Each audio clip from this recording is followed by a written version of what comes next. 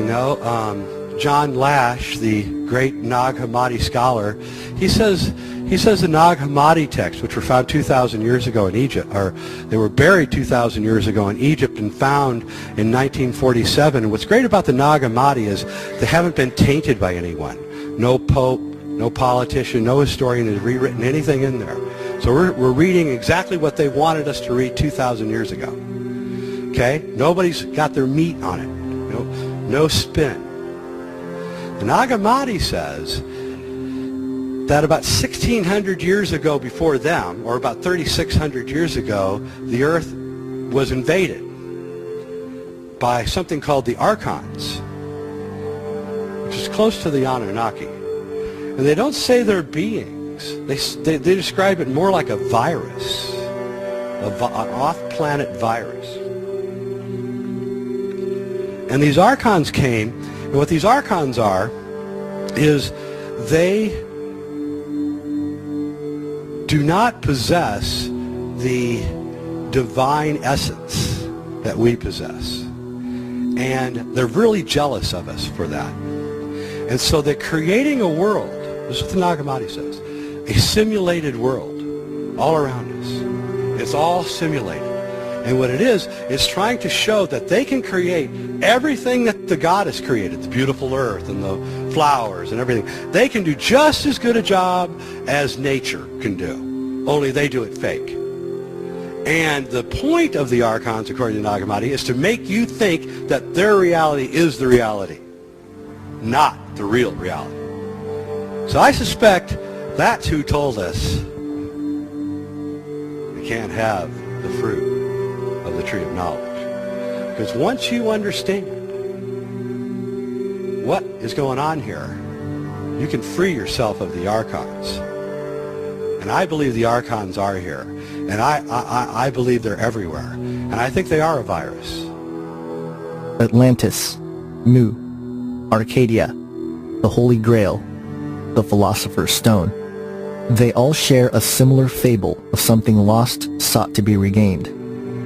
According to the ancient mystery religions, the Garden of Eden was not a physical location on Earth, but quite literally a spiritual dimension synonymous to the heavens above. Moreover, it was believed that the sacred stone responsible for the mysterious qualities to mind and matter also came from this enigmatic point in time and space.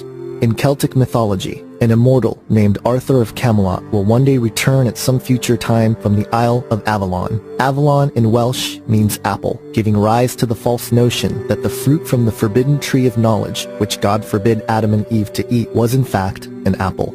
In Greek mythology, Apollo is known as the god of knowledge and light, wisdom and divination, music and medicine, and even prophecy. In the Hellenistic period, he became known as the Titan, god of the sun. His twin sister Artemis was known as Selene, or the moon goddess. The Book of Acts mentions what the city of Ephesus believed to be the origin of Artemis. Quote, "And when the town clerk had quieted the crowd, he said, 'Men of Ephesus, who is there who does not know that the city of the Ephesians is temple keeper of the great Artemis, and of the sacred stone that fell from the sky?'" The Muslim Kaaba stone is yet another creation myth that mentions a sacred stone which fell from heaven to earth. The stone was thought to be a fragment of the first paradise. Islamic author Ibn Abbas states, quote, "Muhammad said, 'Indeed, the Islamic teaching of the origin of Adam say that the paradise in which he lived and was subsequently expelled was not even on the earth.'" According to historian Rundle Clark, the Egyptian creation myth mentions a stone that fell from heaven called the Benben stone. This stone was believed to bring the vital essence of life from what is called the Isle of Fire. In the Egyptian Book of the Dead, believed to have been written by Thoth, the father of alchemy, tells of the place where the life essence of humanity originates, Neter Kurt, which means island or mountain of God. The mysterious regenerative qualities of the stone have also been long associated with the rising phoenix, which has its connections with the ancient city of Phoenicia, otherwise known as Sidon or Tyre. The city of Tyre is mentioned in the book of Isaiah, where the king of Tyre is overlaid with the description of Satan, who had fallen from heaven, O Lucifer, son of the morning.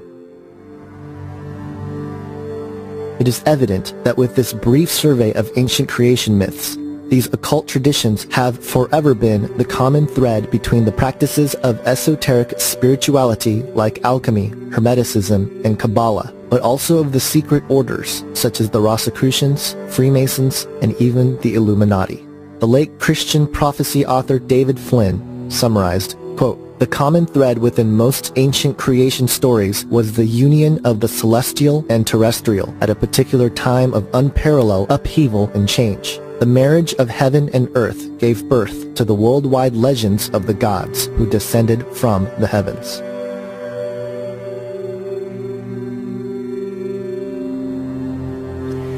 Well, alchemy is actually one of the most ancient of the sacred sciences.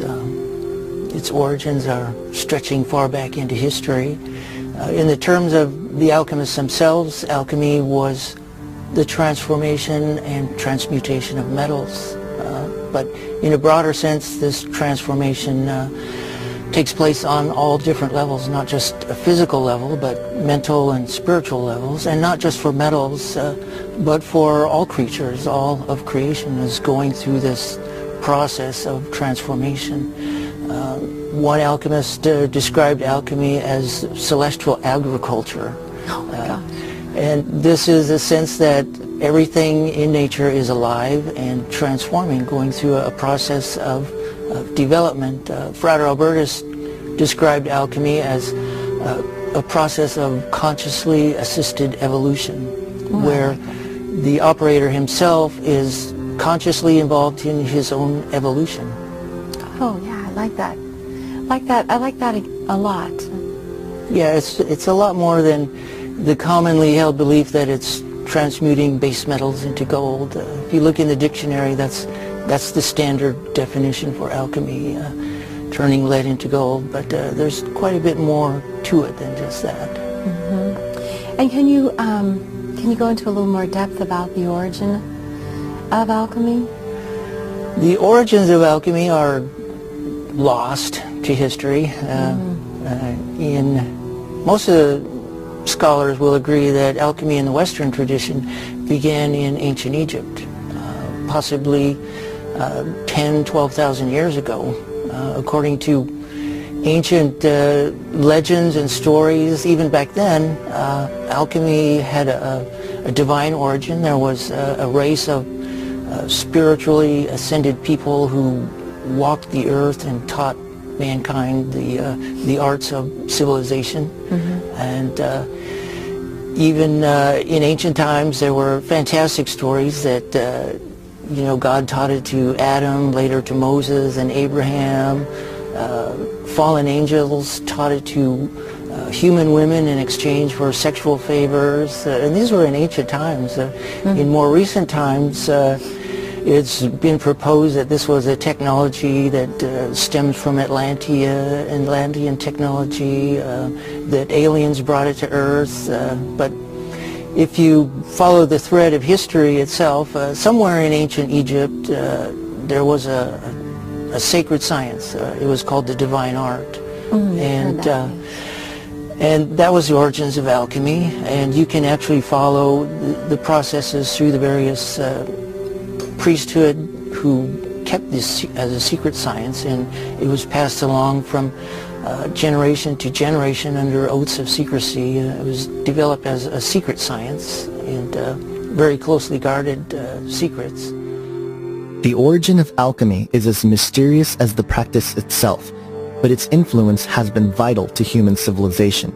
Alchemy, through the sacred arts, has been part of ancient Egypt, the mystical Jewish practice of Kabbalah, Zoroastrianism, Christian Gnosticism, mystical factions of Islam, Chinese mysticism, the Knights Templar, Rosicrucians, the Golden Dawn, and even the Illuminati. Up until philosophical materialism became the main proponent of the scientific worldview, alchemy, as a main branch of the Hermetic arts, was the foundation for all scientific and technological inquiry. In fact, it is through the philosophical tradition of Hermeticism that inspired many scientific and technological breakthroughs throughout recorded human history. A.E. White, a 20th century British scholarly mystic who was the first to attempt a scholarly study of Western occultism, found that, quote, "The earliest extant work of alchemy which is as yet known in the West is the Papyrus of Lead, which was discovered at Thebes. The practices exposed in this papyrus are the same as those of the oldest Greek alchemists, such as Pseudo-Democritus, Zosimus, Olympiodorus, and Pseudo-Moses. This demonstration is of the highest importance for the study of the origins of alchemy. It proves it to have been found on something more than purely chimerical fancies. It is impossible to separate the Lead papyrus from a close relationship with its context of other papyri, as admitted by Berthelot, who said, "The history of magic and Gnosticism is closely bound up with that of the origin of alchemy, and the alchemical papyrus of Lead connects in every respect with two in the same series which are solely magical and Gnostic." It's interesting, though, we now know for sure from declassified Central Intelligence Agency documents that Jerry Garcia was working for the CIA. Absolutely. Spreading all this LSD and drugs to everybody, encouraging the kids to think about necromancy and communication with the dead, promoting the drug revolution. He was a CIA operative. Yes. Isn't that an amazing thing? You know, so some people who worship Jerry Garcia, seems to be their anti-establishment. But he was par excellence establishment. People hate to hear that. What a deceit we have in America today. It is so subtle, and it's all around us. It's like, I mean, the Brotherhood is the filter that the stars rise up through. So here we have Demi Moore. And of course, she is a rising star. Yeah. And she just had a Kabbalistic wedding. Yeah, she is a Kabbalist. Well, have a look at this clip. Play this clip, Shag. Always, it seems, something about to blow up around Madonna, which brings us to the latest controversy. Her new documentary, I'm Going to Tell You a Secret. Clearly, her belief in Kabbalah, the study of Jewish mysticism, has deeply affected her. Is the young woman who once so publicly rejected the Catholic faith of her childhood now Jewish? You attend Jewish services now. Well, that's what some people think. I don't attend Jewish services. Straighten us out. Well, I hear the Torah, but I'm not Jewish, and nor have I converted to Judaism. I think I'm connecting to something that predates religion. According to occult author Manly P. Hall in his infamous book, The Secret Teachings of All Ages, it states, quote, "Early initiates of the Kabbalistic mysteries believed that its principles were first taught by God to a school of his angels before the fall of man. The angels later communicated the secrets to Adam, so that through the knowledge gained from an understanding of its principles, fallen humanity might regain its lost state. The angel Raziel was dispatched from heaven to instruct Adam in the mysteries of the Kabbalah. Different angels were employed to initiate the succeeding patriarchs in this difficult science."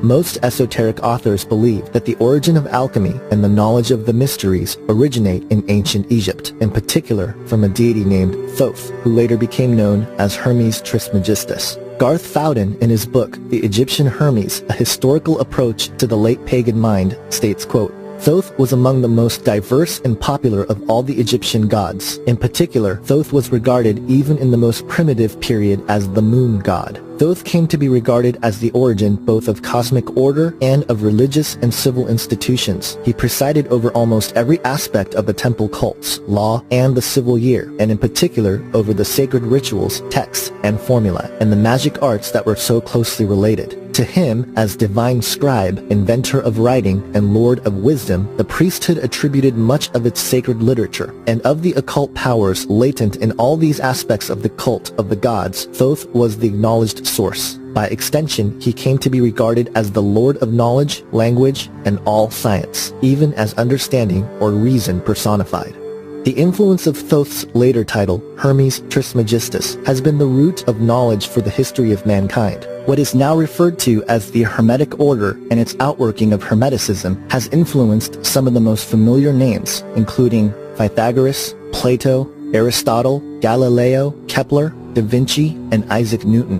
Even Copernicus arrived at his revolutionary insights about the heliocentric solar system by mere, quote, including the hidden works of Thoth himself. In fact, Hermeticism is so influential that even the biblical method of hermeneutics comes from the same root, Hermes, the, quote, tutelary divinity of speech, writing, and eloquence.